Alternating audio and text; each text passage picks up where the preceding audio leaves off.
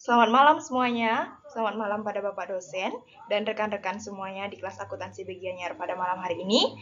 Hari ini kami dari kelompok 7 yang beranggotakan saya sendiri, Niluh Nyoman Ayu Gumi Angrini nomor absen 4, dan rekan saya Dewi Ayurita Septiari nomor absen 21. Pada materi pengauditan internal kali ini kami akan membahas materi mengenai teknik-teknik audit. Di mana pada materi pertama terdapat penerapan teknik-teknik audit. Penerapan teknik audit. Teknik-teknik audit seperti melakukan pengamatan, mengajukan pertanyaan, menganalisis, melakukan verifikasi, menginvestasi, dan mengevaluasi diterapkan pada berbagai kondisi. Teknik-teknik ini dapat digunakan secara terpisah maupun bersamaan ataupun gabungan. Sebagian besar penugasan audit akan dilakukan atau mengambil salah satu dari 4 bentuk berikut. Yang pertama ada audit fungsional, yang kedua ada audit manajemen, yang ketiga studi manajemen, dan keempat ada audit atas program. Untuk penjelasannya, yang pertama audit fungsional. Audit fungsional adalah audit yang mengikuti proses dari awal hingga selesai dan melintasi batas-batas organisasi. Audit ini cenderung menitikberatkan pada operasi dan proses dibandingkan pada administrasi dan personel yang ada di dalam organisasi.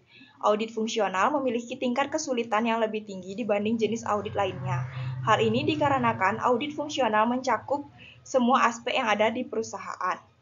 Untuk penjelasan kedua mengenai audit manajemen, dalam audit organisasional yang diperhatikan tidak hanya aktivitas dalam organisasi saja, tetapi juga kontrol administratif yang digunakan untuk memastikan bahwa aktivitas tersebut berjalan dengan lancar. Saat melakukan audit operasi, auditor harus memastikan bahwa prinsip-prinsip pengendalian manajemen terpenuhi. Untuk penjelasan yang ketiga dari studi manajemen, di mana audit fungsional dan organisasi membentuk kerangka kerja untuk program audit jangka panjang, setiap organisasi membutuhkan konsultan eksternal untuk melakukan studi manajemen, membuat penilaian, dan membuat rekomendasi untuk memperbaiki masalah organisasi. Penjelasan yang terakhir mengenai audit atas program. Program adalah istilah umum yang mencakup aktivitas yang didanai yang terkait dengan operasi normal organisasi yang sedang berlangsung. Program ekspansi, tunjangan karyawan baru, kontrak baru, program kesehatan pemerintah, atau program pelatihan yang terkait erat dengan tujuan organisasi. Untuk materi kedua mengenai studi dan konsultasi manajemen. Studi dan konsultasi manajemen.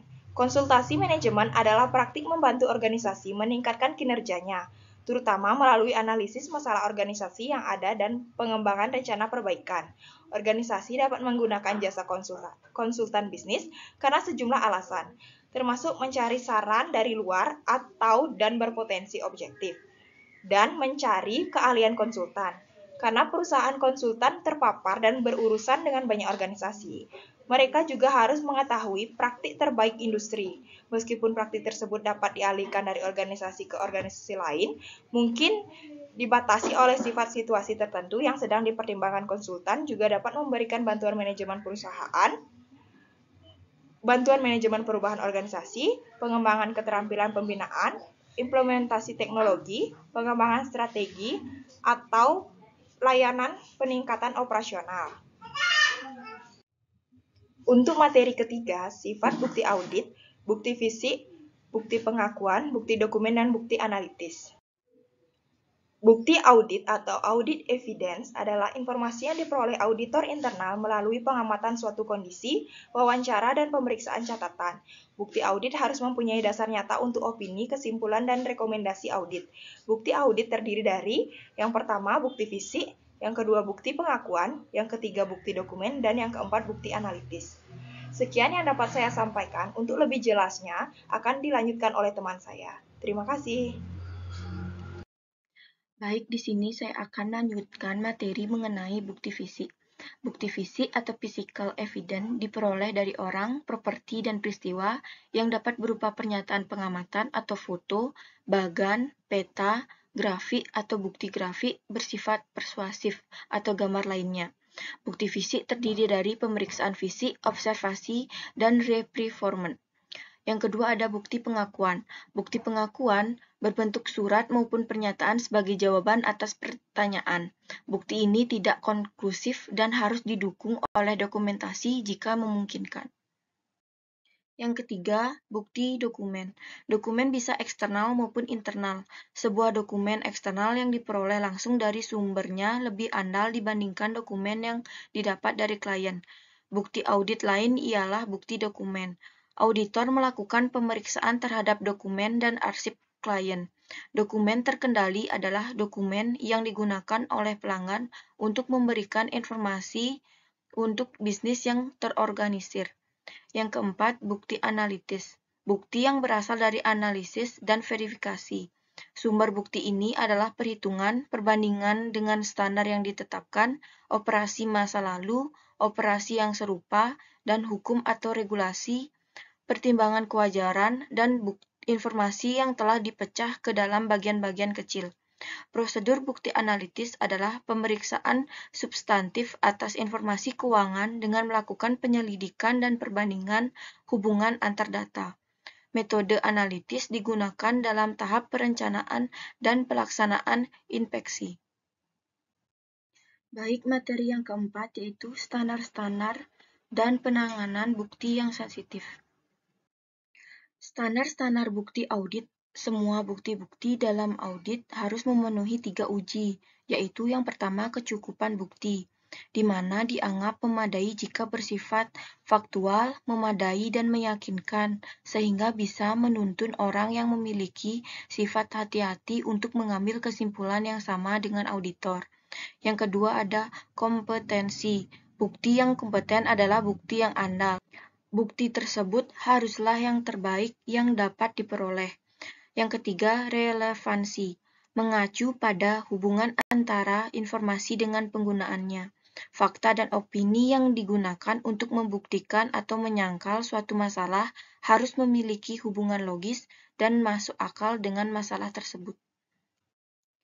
Penanganan bukti yang sensitif, di mana harus ada rencana untuk menangani dan melindungi bahan sensitif yang harus mencakup metode untuk menjaga keutuhan dokumen, dan harus dipisahkan dari dokumen kertas kerja biasa dan disimpan dalam lemari terkunci atau kotak penyimpanan yang aman.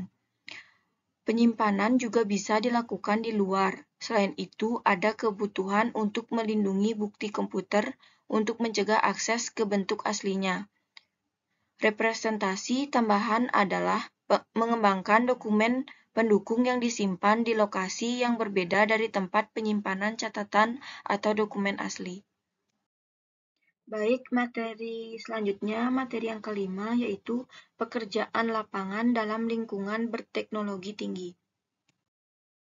Pekerjaan lapangan dalam lingkungan berteknologi di mana sistem informasi terkait erat dengan pemrosesan just in time.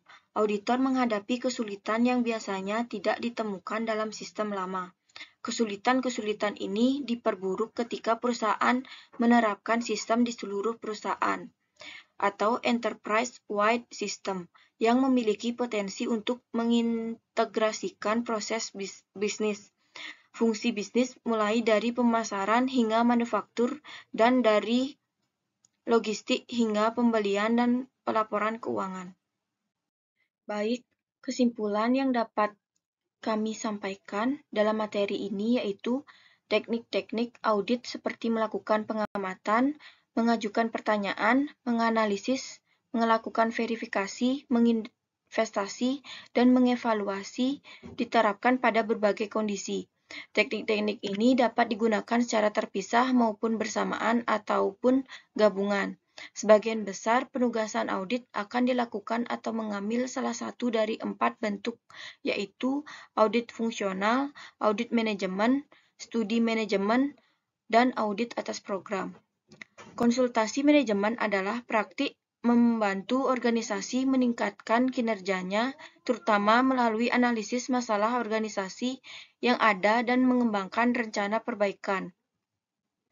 Bukti audit atau audit eviden merupakan segala jenis informasi material yang selanjutnya digunakan oleh auditor atau ahli hukum dan atau auditor yang disewa sebagai dasar untuk menerbitkan laporan audit. Bukti audit terdiri dari bukti fisik, bukti pengakuan, bukti dokumen, bukti analitis. Semua bukti-bukti dalam audit harus memenuhi 3 uji yaitu kecukupan, kompetensi, dan relevansi. Sistem informasi terkait erat dengan pemrosesan just in time. Auditor menghadapi kesulitan yang biasanya tidak ditemukan dalam sistem lama. Kesulitan-kesulitan ini diperburuk ketika perusahaan menerapkan sistem di seluruh perusahaan atau enterprise-wide system yang memiliki potensi untuk mengintegrasikan proses bisnis, fungsi bisnis mulai dari pemasaran hingga manufaktur dan dari logistik hingga pembelian dan pelaporan keuangan. Baik, sekian materi yang dapat kami sampaikan. Terima kasih dan selamat malam.